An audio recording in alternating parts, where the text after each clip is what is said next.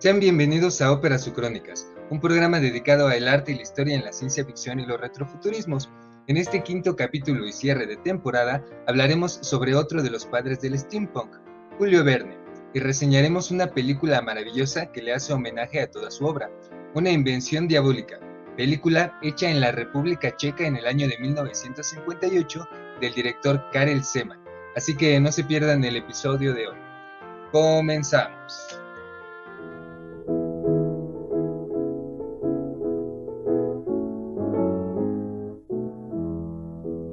It was many and many a year ago in a kingdom by the sea. Hola a todo el mundo, siempre les traemos un nuevo programa de Óperas o Crónicas. Les agradecemos mucho su preferencia, sus comentarios y como siempre me acompaña Mauricio Magros, Mauritius. ¿Cómo estás? Hola, muy bien, muchas gracias. Gracias por la muy habitual invitación. Bueno, ya la invitación es, ya no somos habituales, ya estamos de fijo nosotros. ¿Qué pasó? Pues podemos aprovechar para invitar, ¿no?, a la gente, si alguien tiene como Claro. el interés de participar, de exponer algún tema en particular, pues estamos abiertos a que participen con nosotros. Y pues para continuar le doy la bienvenida también a Arthur. ¿Cómo estás, Arthur? Hola, muy bien. Igual pues invitar a todos los que nos ven a que se sumen a estos programas sobre los temas que les interese hablar. Sí, porque bueno, yo quiero recordar que aunque hemos estado hablando de steampunk, pues también tenemos cabida para hablar de otros retrofuturismos y sobre ciencia ficción también en general. Entonces vamos a continuar con el programa y vamos a hablar de lo que ya dijimos, de Julio Verne y de la película de Una invención diabólica. Así que pues no se vayan.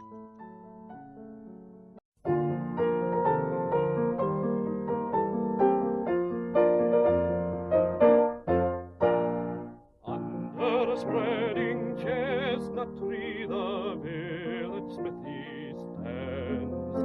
The smith, a mighty man is he, with large and sinewy hands, and the muscles of his brawny arms are strong as iron bands. His hair is crisp and black and long, his face is like the tan. His brow is wet with honest sweat, he earns whate'er he can, and looks the whole world in the face, for he owes not any man.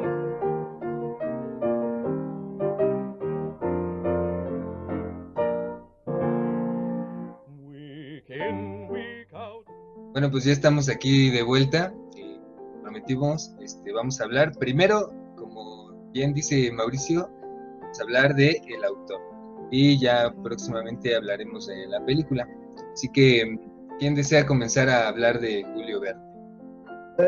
¿Ustedes o yo? Pues vamos a hacerlo por orden alfabético, ¿no? Primero Arturo. Pues, ¿qué podemos decir de los inicios de Julio Verne? Que pues es el mayor de 5 hijos y empezó sus estudios en Derecho, pero él quería ser escritor, y aunque su familia quería que él siguiera como con el negocio familiar que venía, pues, su padre había estudiado Derecho y en su familia eran burgueses, algunos eran marinos, no había como nadie que se dedicara a este tipo de profesiones y él decide desafiarlo, irse a París y mientras está estudiando Derecho por obligación, también trabaja como escritor y vende guiones para el teatro y escribe algunos cuentos, algunos relatos para tratar de probar suerte, ¿no?, en este mundo. Sí, a mí me llama la atención que al principio, cuando es muy chiquito, me parece que como a los 11 años, ¿no?, se escapa de su casa y se quiere ir a viajar por el mundo, quién sabe qué le habrá picado. O sea, estaba muy chavito, ¿no? Regularmente esos viajes se hacían ya más grandecitos, pero pues igual su papá dicen que fue por él, lo regresó y fue ya que lo metieron pues a estudiar forzosamente Derecho. Que pues él escogió irse a París porque justamente iba a estar un poco más lejos de su familia y no iba a tener tanto el control de su padre y iba a poder dedicarse a eso, ¿no? Otra cosa que también es como común de esa época es que cuando los hijos se iban a otras ciudades a estudiar, pues les mandaban dinero, la familia les mandaba dinero y pues los chavitos tenían que responder así como con cartas, sus calificaciones y cosas así. Y pues sí me ha tocado, por ejemplo, saber de algunos escritores, sobre todo poetas, a los que pues justamente se salen de estudiar lo que sus familias querían y les dejan de dar dinero y pues ya se tiran al vicio, la perdición y a la vida bohemia en general, ¿no? Cosa que pues que Julio Verne no hizo, ¿no? Hasta incluso se casó y se le habían arreglado varios matrimonios, ¿no? Como ninguno de esos matrimonios arreglados funcionó, al final de cuentas se casa, creo que es una viuda, ¿no? Si no mal me Una parece. viuda que creo que ya tenía hijos y de hecho, pues dicen que fue también nada más un matrimonio por conveniencia, porque nunca hubo ninguna señal de amor o de pasión de parte de Verne hacia la Según lo viuda. que yo he visto es que sí hubo al principio, pero por las ideas de Verne, por su ir y venir y andar en otro mundo, básicamente, pues tuvo conflictos, ¿no? Con su esposa, tuvo conflictos con su hijo, hay pleitos, así como los tuvo con sus padres, los tuvo también después con su mujer y con sus hijos, que de hecho eran dos hijastras, que eran hijas de la señora, Valentine y Suzanne, y era un hijo carnal de Verne, que era Michel. Y con los tres tuvo problemas, me parece, sobre todo con Michel, pero fue más que nada por como el tipo de personalidad que tenía Verne. Eso fue como que algo que, digamos, influyó, no tanto que no tuvieran, vamos a decirlo, amor, una relación sentimental, por lo menos, sino que más bien la propia forma de ser de Verne terminó conflictuando ahí eso, que ya, bueno, no es por spoilear la vida, pero pues la vida de Verne la pueden encontrar en muchos lugares. Al final de su vida se reconcilia justamente con su esposa y con su hijo, pero durante gran parte de su vida tiene un problema muy grande con ellos. Se ve que era una persona difícil en ese sentido, que andaba tan metido en lo suyo, en sus proyectos y en su forma de ver la vida, que no sé si podría llamarse intolerancia, pero que era muy pesimista. De hecho, se fue haciendo pesimista con el tiempo, sobre todo a raíz de un atentado que ya ahorita mencionarán. Pero como que sí era una personalidad un poco conflictiva si no ibas, digamos, en la misma corriente que si no ibas como dijeran, surfeando de la misma manera las olas, ¿no? Sí podía ser una personalidad que llegaba a conflictuar, por eso la separación, ¿no? Igual desde sus padres, como dices, que lo mandaban para unas cosas y terminaba haciendo otras.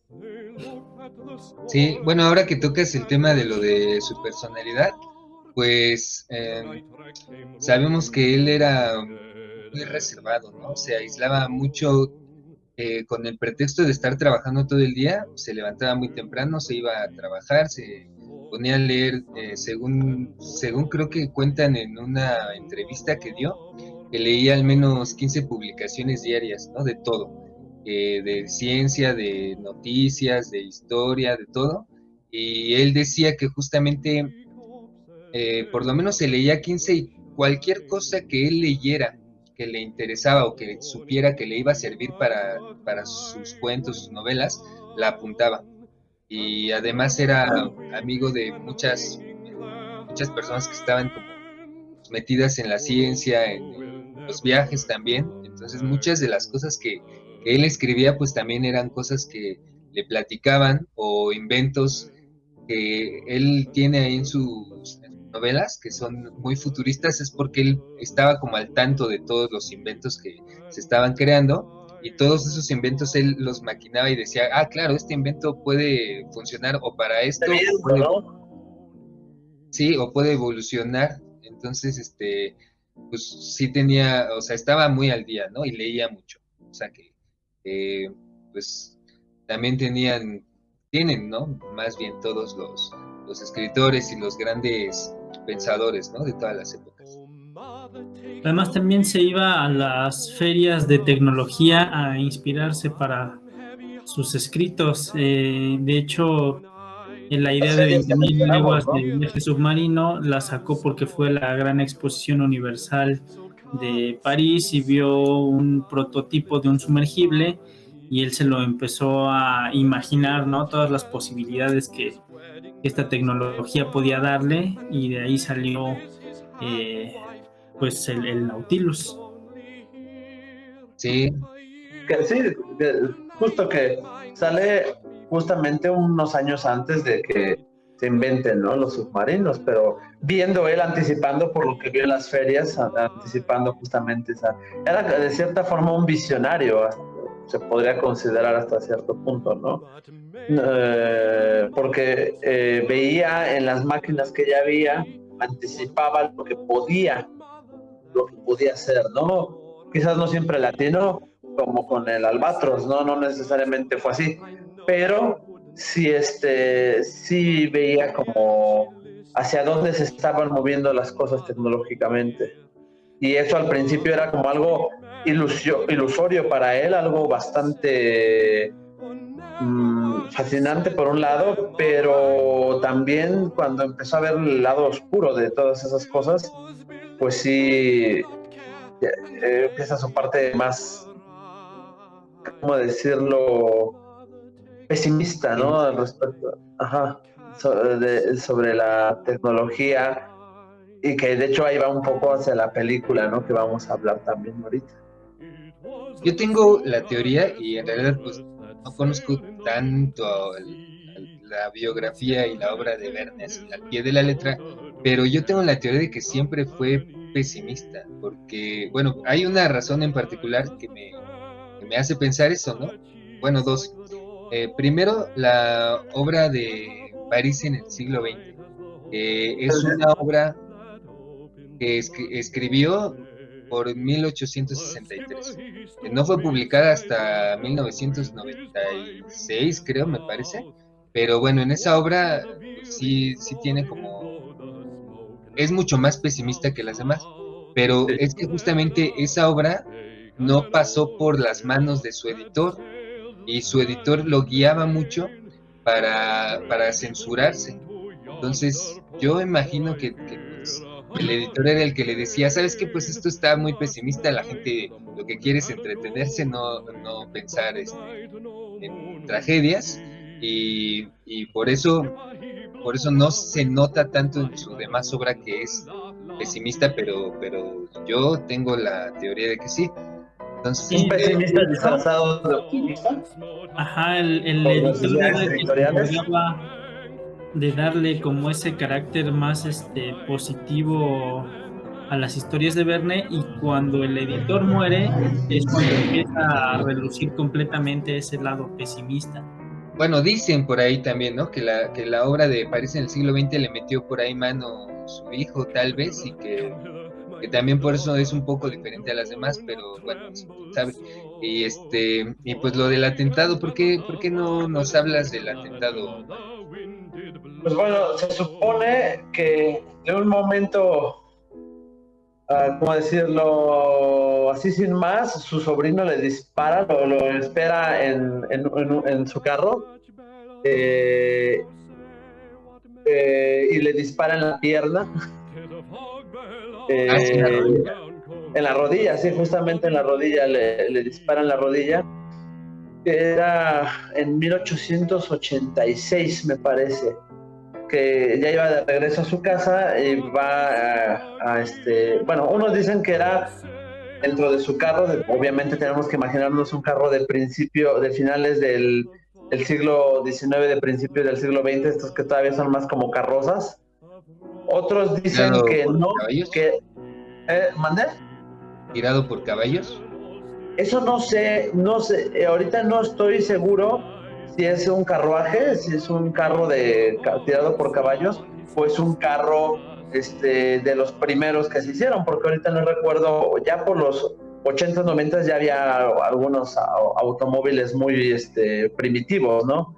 Entonces, no estoy seguro cuál de los dos haya sido, pero uno de los dos. Otros dicen que no, que caminando. He visto las tres como teorías. El caso es que por una u otra, oculto el sobrino, Gastón creo que se llama, le dispara, falla 2 veces. La primera falla el disparo y en la segunda ocasión le da justamente en la rodilla y bueno, pues no le hacen una buena intervención, además de que pues no es tan fácil reconstruir una rodilla, ¿no? De un disparo casi a quemarropa. No se sabe con qué intención lo hizo el sobrino, porque no investigaron más y al sobrino directamente lo metieron en un manicomio. Y él queda lisiado ya para siempre, queda inválido de esa pierna y eso le afecta profundamente. Entonces es cuando saca más esa parte pesimista en toda su obra. Y si como dices tú, ya era pesimista, nomás que le daban pinceladas rositas a su obra para que no se viera tan mal y para que se alegrara la gente, ahora imagínate con este atentado, peor, ¿no? Porque realmente amarga su vida, empieza a tener más problemas con su familia también, que de por sí ya los tenía. Sombras empiezan a volver mucho más sombrías, ¿no? Empiezan a tener un carácter más fatalista, podré decir. Pero bueno, sí, ahorita que retomamos ese tema, más bien me acordé que muchos de sus personajes se parecen a él, ¿no? Yo veo, por ejemplo, el Capitán Nemo, que también se la vive encerrado en su Nautilus, en su biblioteca, ¿no? Porque además en el submarino tiene una biblioteca impresionante y se la vive ahí, ¿no? Justo como Julio Verne se la vivía en no me acuerdo el lugar a donde iba. ¿Tú te acuerdas, Arthur? ¿Cómo se llamaba el lugar a donde Verne iba a trabajar? No, pero sí sabía que pasaba largas temporadas navegando en un velero que compró cuando empezó a tener Y éxito también. con sus libros, que además también eso le servía para escaparse de su familia. Bueno, que no solo se escapaba de su familia, de hecho hizo que alejaran a su familia a la fuerza. A su hijo lo metió en un manicomio. Con tal de tenerlo lejos, lo metió en un manicomio y eso, claro que caló bastante en el hijo. Mi papá me metió en un manicomio por ser rebelde, por no coincidir con él y todo. Sí, digamos que era un poco difícil. Y además porque pues él también de chavo no fue como muy obediente con sus padres, ¿no? O sea, De hecho, debía haber entendido. Sí. Dijo, me va a aplicar la misma que yo apliqué. También esta personalidad de Verne y también su falta de interés como en el amor romántico se refleja en sus historias y en sus personajes, porque también algo notorio de las historias de Verne es que no hay muchos personajes femeninos y los que hay no son muy trascendentes. Incluso cuando le llegan a él a interrogar por qué pasa esto, por qué son así sus historias, él dice que el amor es una fuerza tan poderosa que distraería a sus personajes de lograr sus objetivos, y como sus personajes tienen grandes metas, grandes destinos que cumplir, no tienen tiempo para el amor. Sí, también he escuchado que decían eso. Y bueno, recordemos que también pues en el amor no le fue muy bien, ¿no? Él estaba enamorado de su prima y no lo dejaron casarse con ella, ¿no? Y en cambio le arreglaron varios matrimonios más y ninguno de ellos se le dio hasta, pues que como ya dijimos, con esta señora pues que ya era viuda, ¿no? Ya tenía hijos, ya. Probablemente ni siquiera él tenía la intención de casarse con ella, pero pues fue ahora sí que lo que le tocó, porque bueno, quisiera agregar ahí la presión social de la época, que para él ya era un hombre grande, creo que tenía grande, bueno, tenía como 29 años cuando se casó con esta señora, ¿no? O sea, ya había mucha presión en que se casara. Pues sí, porque es que el problema con Verne es que sí se casa más como por compromiso. Sí lo hace pensando que quizás va a ser bueno para él, o que le va a ayudar, pero es como para él, ¿no? O sea, piensa que va a encontrar como felicidad en el matrimonio, pero una vez que se casa, se va, ¿no? Abandona ahí a su esposa. Es como de, sí, quizás el amor es algo que yo debo de tener. Me voy a casar porque la sociedad también dice, y pues esta joven que ya está viuda y que no es tan grande realmente, porque recordemos tenían hijos muy jóvenes también, pues puede ser que ella me alegre la vida y seamos una bonita pareja y el amor tal, qué bello. Y casi al poco tiempo de casados, bueno, creo que no, ya me voy. Entonces, sí. Pero fíjate que después su esposa, al final pues sí se reconcilian, con lo que decía hace rato de que ya al final de la vida de Verne sí se reconcilian. Sería difícil saber qué pensaban realmente cada uno, pero por lo menos sí hay una reconciliación, ¿no? Con el hijo también, después de todo lo que hizo, porque la verdad pues sí, fue como de ahí te ves, y a ti te encierro en un manicomio para que no salgas como yo. Pues sí es complejo. Y sí, lo que dice también de los personajes, sí se reflejan. Sí, el Capitán Nemo sí, bastante. Y de hecho es algo que pasa mucho en el mundo del arte, aunque a veces los personajes no sean tal cual tú eres, y aunque haya variedad de personajes, siempre vas a poner un poco de ti, o a veces un mucho.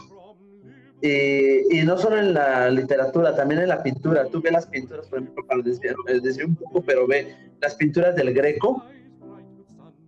Todas las pinturas del Greco tienen el mismo tipo de estructura de rostro, porque el Greco tenía ese tipo de cara, y claro, es también el tipo de pintura, ¿no? Pero él era así también. Entonces, aunque estuviera pintando a Carlos V, se estaba pintando un poco a él también. Aquí en este caso, en las novelas, si bien en todos los personajes se pone, por ejemplo, un personaje malvado no quiere decir que seas tú, pero es lo que no te parece, lo que no te gusta, lo que a ti te choca, lo pones en ese personaje. Y generalmente no todos los autores, hay autores que cuidan mucho eso, pero es algo muy inconsciente que se hace. En el caso de Verne, pues se proyecta muchísimo, como dices, en algunos de sus personajes, ¿no? Quizás se desahoga inclusive de lo que él quisiera a lo mejor estar haciendo, o proyecta como tal lo que es y lo que piensa. Claro, lo que piensa se ve en toda la estructura de la obra, pero en los personajes sí tienen mucho de él, mucho, sobre todo el Capitán Nemo. Sí, ahorita que lo mencionas, que sí está solo, además en un submarino que es abajo, donde nadie puede acceder a él, donde está completamente aislado de la sociedad, con su biblioteca, que yo quisiera esa biblioteca. Sí, completamente. Bueno, otra cosa que para seguir ya no nada más hablando de su vida personal, vamos a entrar un poquito en hablar de su obra. Como habíamos mencionado el capítulo anterior con George Wells, también él predijo muchísimas cosas de las que están pasando, ¿no? Y aunque ya hemos retomado el tema hace poquito, pero bueno, pues para ponerles unos ejemplos, ¿no? En la obra de los 20.000 leguas de viaje submarino, pues las predicciones que hizo sobre los trajes de buzo son muy parecidos a lo que ya se usa ahora. También las armas eléctricas, ¿no? Creo que tenían unos bastones o unas pistolas con las que paralizaban a los enemigos y pues ya no eran letales, pero pues los paralizaban. Bueno, y otra cosa fue que pues, el submarino, justamente el Nautilus, era eléctrico, ¿no? Y digo, a lo mejor no estaba, esa presunta a lo mejor no estaba tan futurista, porque 14 años después fue cuando ya estaban en forma, funcionando los submarinos, ¿no? Y 14 años pues tampoco es tanto. Bueno, 14 años son 14 años, o sea, si tú quieres, es poco en comparación de si lo pones como 20 años, una cosa así, pero de todas maneras son 14 años que se está adelantando finalmente. También hasta qué punto eran predicciones y hasta qué punto era una inspiración para que se inventaran esas máquinas. Porque en el caso de los trajes de buzo, la persona que diseñó este sistema para respirar que llevan cargando los tanques en la espalda, sí se inspiró directamente en los relatos de Verne para hacerlo, y así pudo pasar también con muchas otras cosas. Sí, porque antes sí había buzos y bueno, gente que iba así como del fondo del mar, pero había unas bombas manuales, no sé si las han visto en las caricaturas, que les bombeaban el aire por una manguera. De hecho, los buzos como tal existen desde la Edad Media, por lo menos desde la Edad Media ya hay buzos. Sí, comprobado. Ya desde el siglo XIV aproximadamente, 14-15, hay buzos. Claro, no se pueden alejar mucho. Y están con una bomba desde afuera todo el tiempo mandándoles aire. El traje pues es distinto. Luego les voy a mandar de un documental sobre las cuestiones de los buzos medievales. Las ponemos aquí en los comentarios, ¿no? En el del video. Vale. La descripción del video. Ponemos. Sí, ahí hablan sobre eso. Claro, ha habido reconstrucciones intentos de reconstrucción para ver cómo funcionaría. Algunos más o menos se han acercado, pero ya estaba eso del buzo, aunque sí lo llegaban a hacer, pero era sobre todo experimental. Y aquí es cuando se retoma. A veces hay cosas que no son nuevas, pero sí readaptaciones, mejoras, o cómo decirlo, por ejemplo está ese buzo medieval, pero ese buzo medieval pues no estuvo en funcionamiento siempre, era algo más como proyectos como las máquinas voladoras de los polímatas de finales de la Edad Media, ¿no? Tipo Leonardo da Vinci, estas máquinas e ingenios que están ahí, no pasan de más que de proyectos, pero están ahí. A lo mejor algunos sí lo intentan y pues a veces no les va muy bien. Muchas veces dejan eso en el abandono y en el siglo XIX es cuando retoman. Muchas veces estos autores toman esas máquinas que ya estaban como una inspiración para hacerlo. Ahora, como dice Arthur, Verne, ¿qué es lo que hace? Está poniendo inspiración suya en una pauta para que los demás lo hagan también como una forma, pues sí, como de guía, un tanto, o realmente es una mera predicción, ¿no? Viendo cómo avanzó. Y lo mismo pasa con Wells. Wells toma, por ejemplo, lo de la máquina del tiempo que hablamos la vez pasada, lo toma de algo ya preexistente. Él no es el primero que piensa en los viajes en el tiempo, pero sí lo teoriza de otra manera o lo idealiza de otra forma y pone un nuevo, ¿cómo decirlo? Pone un nuevo punto de inflexión hacia la idea de las máquinas del tiempo, ¿no? Más que nada. Sí, de hecho, justo retomando lo que dice Arthur, ¿qué tanto será inspiración o predicción y qué tanto será como ese querer avanzar en la ciencia? Porque también, por ejemplo, en el viaje a la luna, lo que él hace es que pues predice más o menos el lugar de lanzamiento, el tiempo de llegada, que eso sí estaba muy difícil. Bueno, yo no me imagino cómo pudo haber hecho los cálculos para predecir que se iban a tardar 3 días en llegar a la luna, más o menos las dimensiones de la bala, porque en la novela es una bala que lanzan a la luna, tiene más o menos las mismas dimensiones, y cuando regresan en la novela del viaje a la luna, pues caen en el mar, ¿no? Me parece que también muy cerca de donde caen estas misiones espaciales. Y bueno, supongamos que eso sí es como más predicción, ¿no? O en parte, pues conocimiento de la materia. Pero, por ejemplo, el Columbia, que fue uno de las naves que mandaron al espacio, pues tomó el nombre de ahí, de la novela. Y supongo que los 3 tripulantes, pues también fue como más inspiración de la novela que necesidad de la misión. Entonces sí creo que hay grandes cosas y grandes avances que se hicieron justamente por querer alcanzar este futuro que para él era futuro, e imitarlo, ¿no? Y ver hasta dónde llegamos y si éramos capaces de hacerlo. Sí. Ahorita que mencionan esto de que, pues, que una vez decíamos que ellos eran futuristas, ¿no? Que Wells, Verne, todos ellos no eran retrofuturistas, realmente eran futuristas. Podríamos poner ahí que también están haciendo si quieres, padres hasta cierto punto del justo de otras corrientes futuristas, más tipo el cyberpunk y todo esto, más viendo la obra de Verne con el pesimismo de lo que la tecnología puede causar, ¿no? Sí, como por ejemplo los otros escritores, ¿no? Como Philip K. Dick, que igual, ¿no? Escriben futurismo, pero pues igual tienen no solamente es pesimismo, ¿no? Sino también nos están tratando de advertir que las cosas como las estamos llevando no están del todo bien y que podemos caer en ciertos excesos, porque me parece que también tiene unas obras Verne donde critica pues esto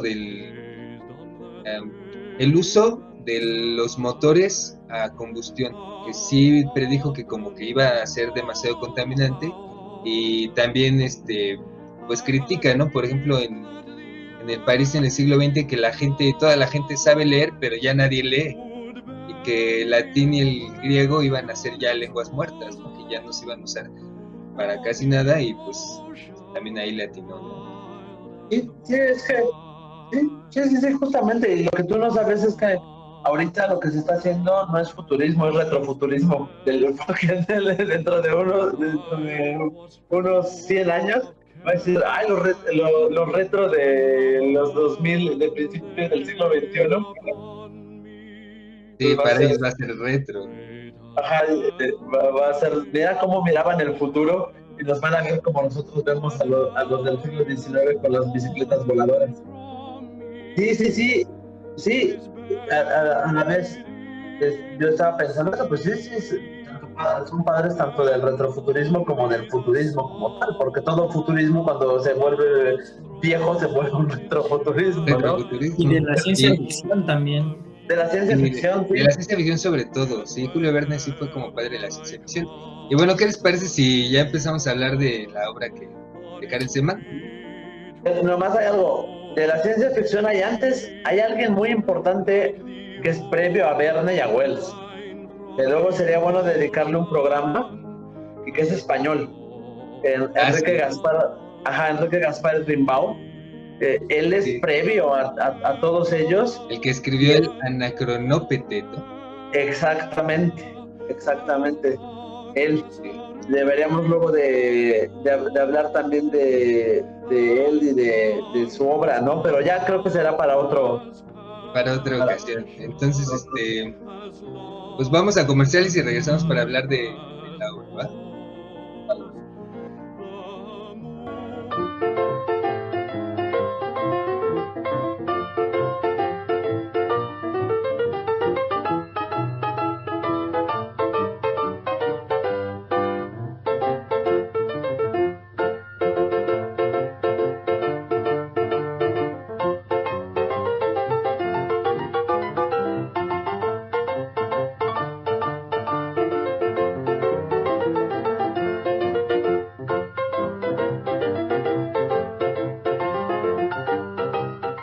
Bueno, pues ya estamos de vuelta y se los prometimos. Vamos a hablar de esta película del año de 1958. Es una película checa. El director es Karel Zeman y el título en español es Una invención diabólica.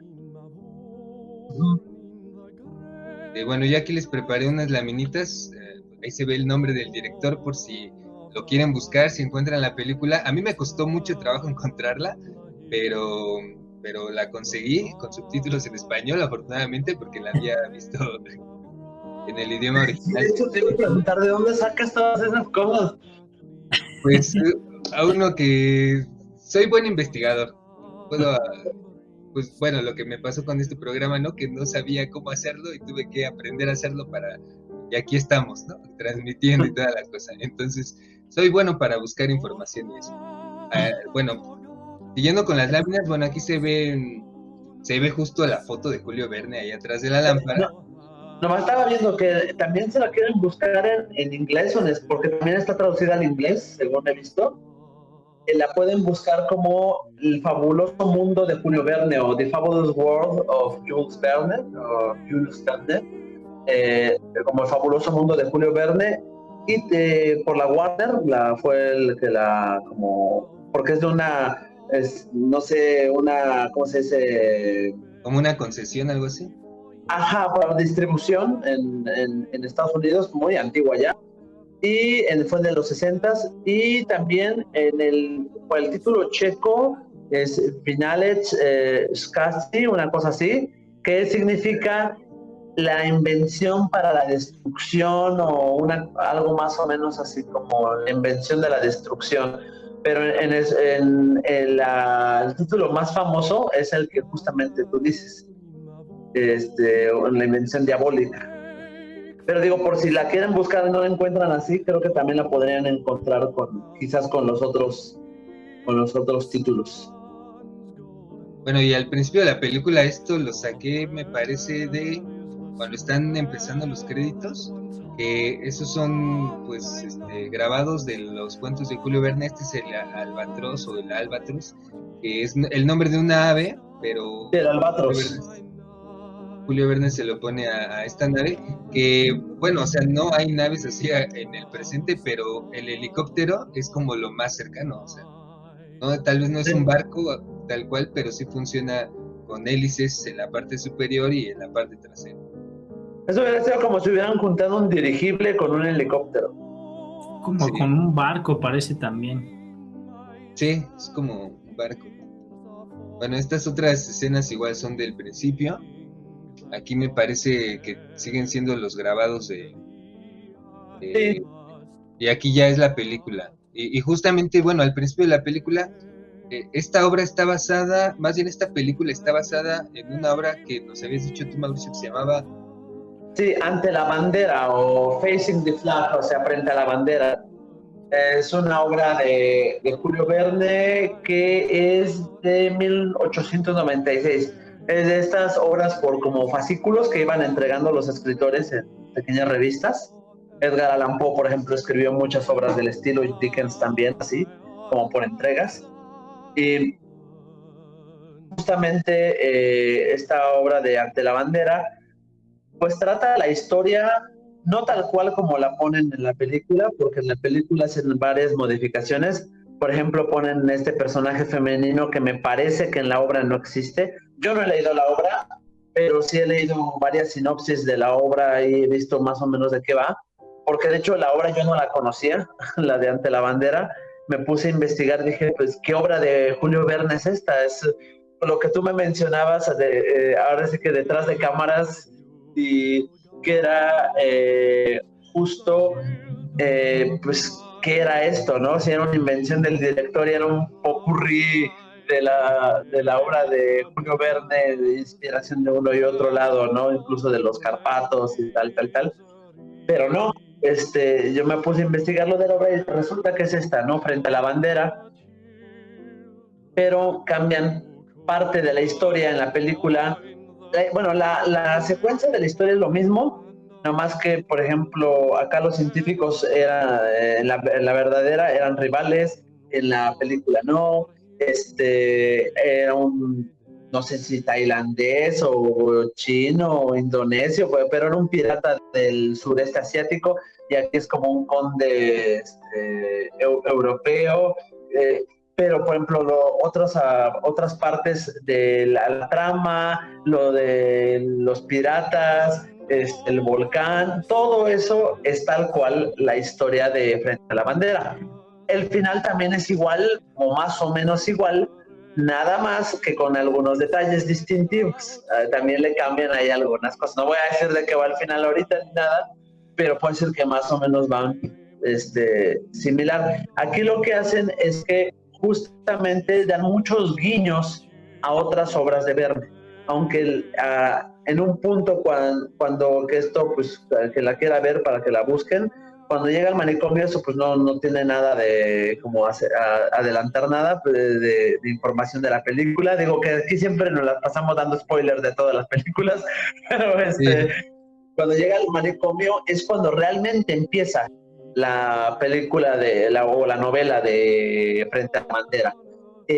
Antes de eso, lo que hacen es más que nada un como recorrido por las obras de Julio Verne. Es como de, mira, ahí va el albatros volando. Sí, Mira. justo eso iba yo a decir, que esta película empieza justamente nombrando muchas de las cosas de las novelas de Julio Verne, y sobre todo varios inventos, ¿no? Por ahí pasa, a ver si encuentro ahorita rápido la imagen, que pasa un tipo volando, es esta. Es como una bicicleta con alas de pájaro. Pasa volando y ahí atrás se ve pues un globo. Aquí se ve el albatros. Este es un carro a vapor. Ahí trae adelante el... De hecho, mencionan al Capitán Nemo.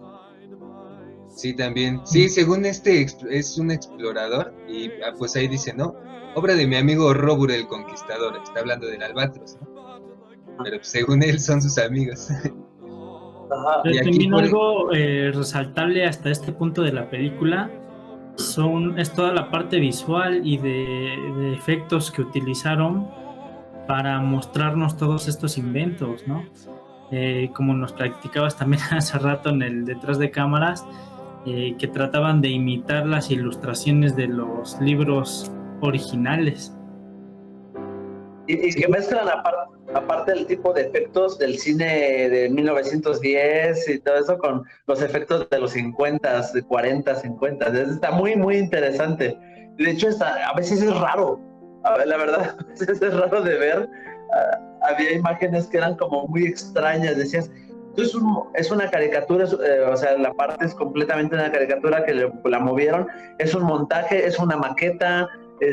Hay partes que sí son... Había mezcla, ¿no? De diferentes técnicas, hasta como de animación. Mira, regresa un poco la imagen anterior.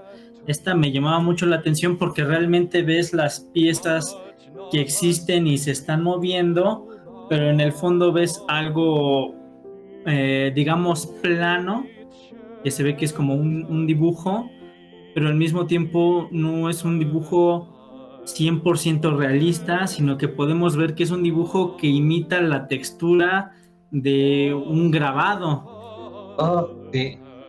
De hecho, los también, por barcos eran ejemplo, maquetas, perdón.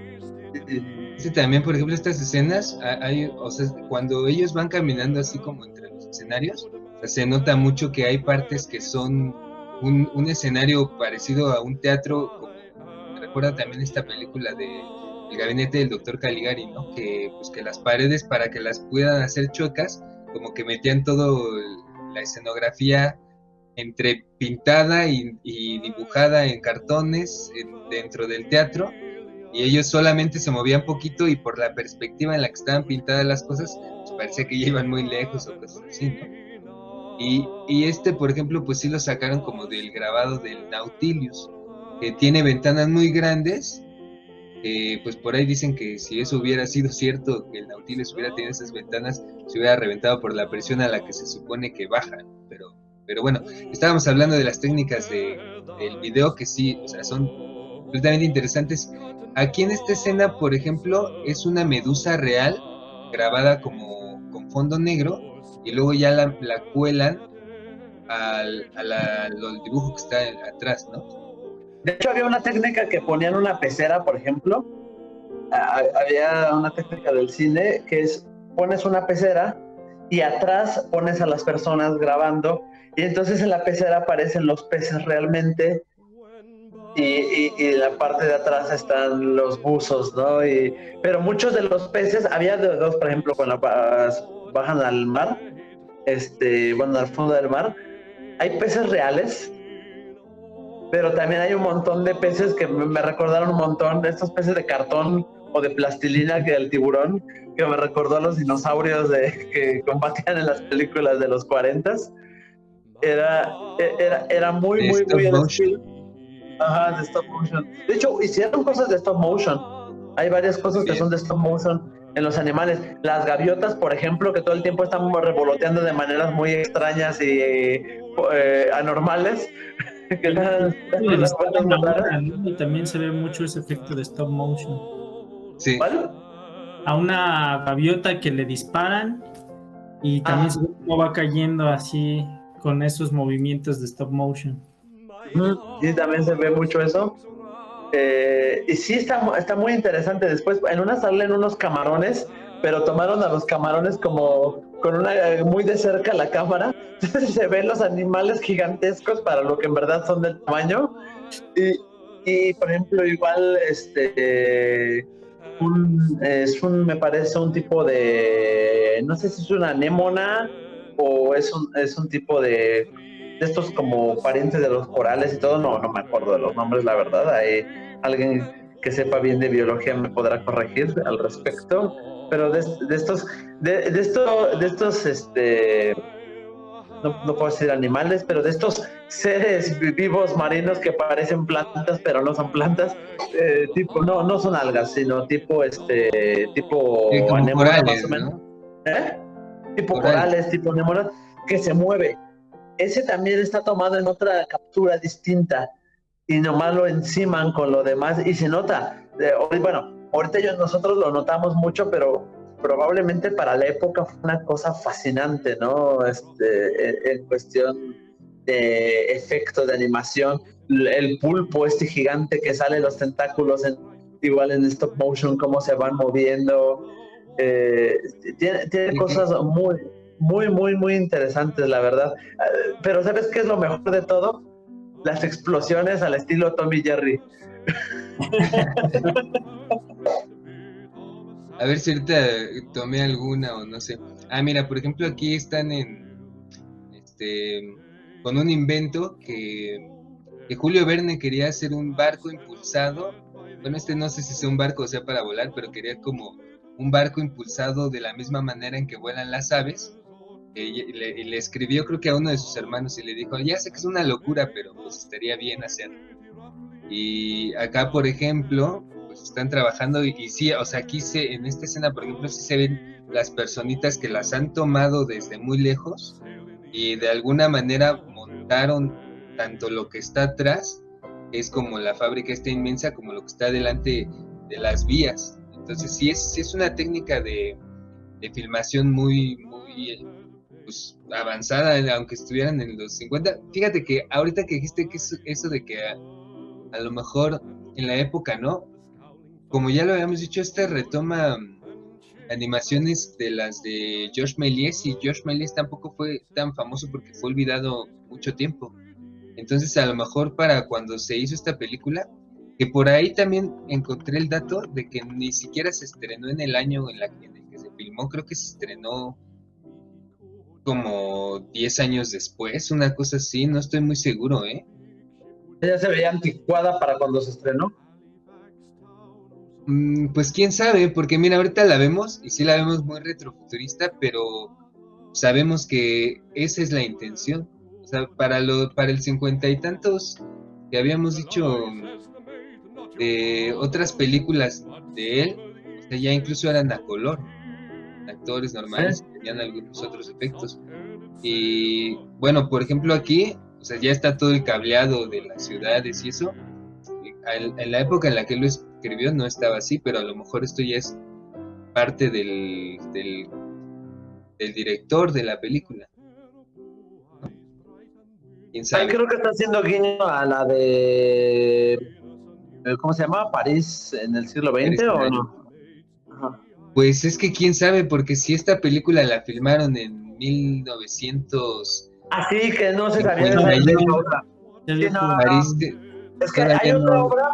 hay otra obra donde se dice que predice o sí, pues las cuestiones de la comunicación y el internet y demás cosas.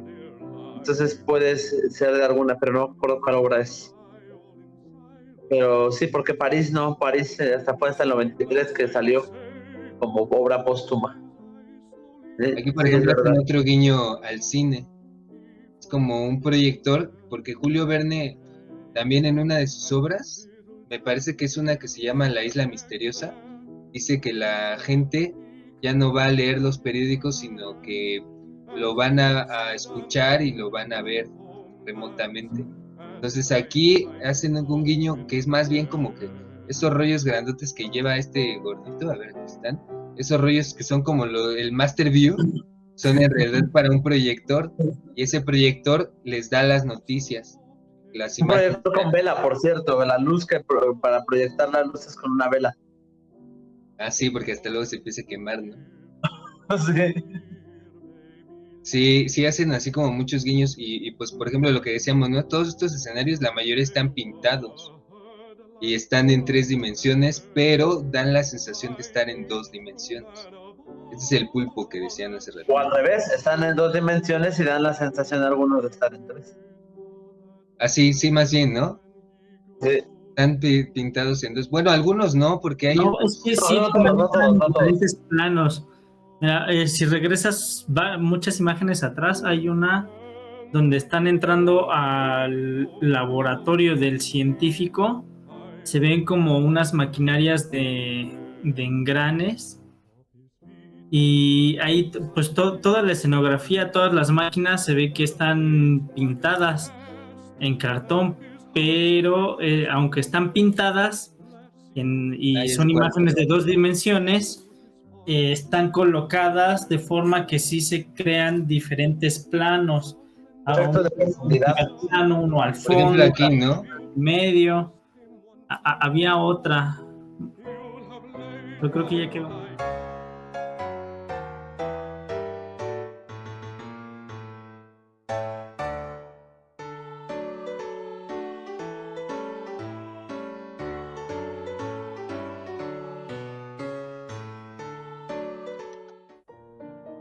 Bueno, ya regresamos.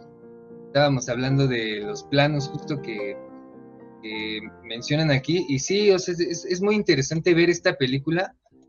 Si pueden, consíganla. Si no, escríbanos. Vamos a hacer lo posible por compartir todo este material que pues es poco conocido. Yo igual, o sea, afortunadamente yo les iba a comentar que no me hubiera gustado que spoileáramos tanto la película, porque yo incluso ni siquiera puse aquí las imágenes del final y me pareció que estuvo bien que no lo spoileáramos. ¿Sabes nomás un detalle importante que nos falta en la película? La música. Los efectos de las máquinas todo el tiempo haciendo ruidos, que mira, te voy a ser sincero, había partes que eran medio soporíferas de todo el tiempo estar escuchando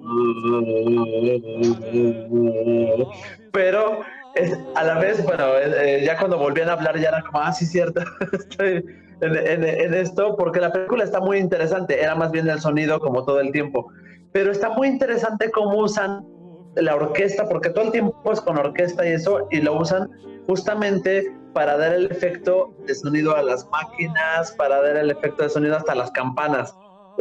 Cuando en una parte que tocan campanas con un piano están haciendo el efecto del sonido. Está muy interesante estos ruidos de las máquinas, cómo pensaban, ¿no? Que tenía que ser súper ruidoso todo el tiempo. Porque pues en las fábricas de la época y demás era lo que estaban acostumbrados a máquinas ruidosas. No, quizás no este tipo de ruido, pero era lo que se esperaba, ¿no? Está muy buena la verdad la película. Está cortita, no es tan larga realmente. No, no está tan larga, dura creo que 1 hora y 20, algo así. Entonces, bueno, pues como les decía, si quieren ver esta película y no la encuentran, pues escríbanos. Y pues no sé, ¿se quieren despedir con algo? Pues igual seguir recomendando la película porque es de esas películas que aunque no existía todavía el concepto de lo que es el steampunk como lo entendemos hoy, tú la ves actualmente con nuestros ojos y dices eso es completamente steampunk. Algo también, para ya terminar, otra de las predicciones de Verne en esto, y que bueno, es parte como integral de su obra, y ya lo verán, la tecnología que también lo vimos con Steam Boy, la tecnología cómo puede ser usado, pues pensada para una cosa, pero usada para otra, ¿no? O depende, ahora sí que la ética de cada quien, una misma cosa se puede usar para el beneficio, para la destrucción, ¿no? Para el maleficio, vaya. Y aquí es creo que algo muy importante en esta película, justamente eso. Y pues bueno, sí que la vean, es que me gustaría decir más, pero no quiero decirles más porque si no, No, además que vamos a decir la siguiente es un material temporada. raro. Sino también que vamos a decir la siguiente temporada, porque pues ya les adelanto de una vez que va a haber segunda temporada de Ópera Su Crónicas y vamos a tenerles muchas sorpresas y pues más interacción sobre todo, ¿no? Uh-huh.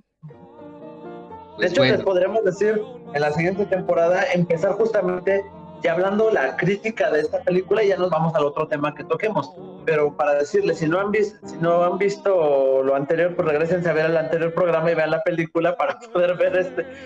Pero porque sí, la verdad sí merece la pena hacer luego un análisis, que ya lo hicimos con Steam Boy, ya lo hicimos con otras, pero es esa eterna como, ¿cómo decirlo? Duda, no, se me fue la palabra, la inquietud, encrucijada, ¿eh? como una inquietud. Ajá, de cómo la tecnología puede ir para un lado, para otro, ¿no? Hacia el bien, hacia el mal. Bueno, pues muchas gracias a todo nuestro auditorio, nuestros televidentes. Esto ha sido todo por este programa y no se pierdan la siguiente temporada de Óperas o Crónicas. Nos vemos. Nos somos...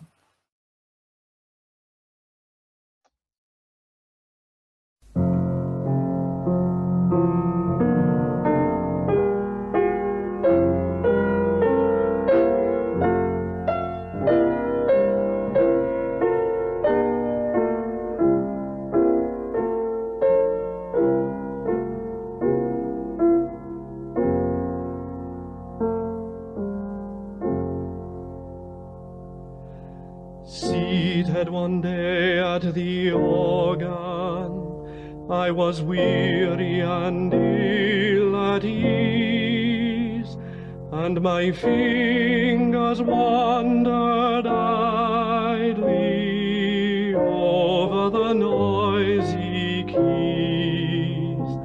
I know not what I was playing, or what I was dreaming then, but I struck one chord of music like the sound of a great amen, like the sound of a great amen.